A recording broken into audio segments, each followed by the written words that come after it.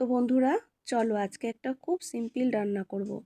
তো তার জন্য প্রথমে আমি কিছুটা পার্শে মাছ ভেজে নিলাম।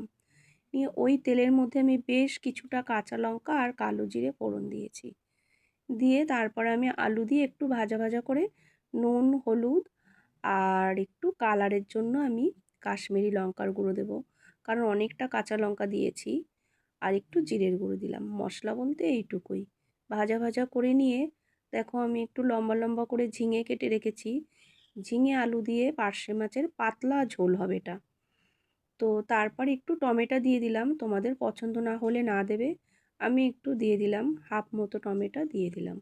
দিয়ে তারপরে গরম জল দিয়ে দিয়েছি। তোমরা ঠান্ডা জলও দিতে পারো, গরম জলও দিতে পারো। আমি একটু গরম জলই দিলাম, তরকারিটার টেস্ট ভালো হয়। তো তারপরে ভাজা পার্শে মাছগুলো দিয়ে আর একটু ফুটিয়ে নিয়েছি। ব্যাস, রান্না একদম রেডি। তো নামিয়ে নিলাম। তো তোমাদের কেমন লাগলো আমাকে জানিও, এই পাতলা ঝিঙে আলুর পার্শে মাছের ঝোল। তো চলো বন্ধুরা, আজ আসি, টাটা।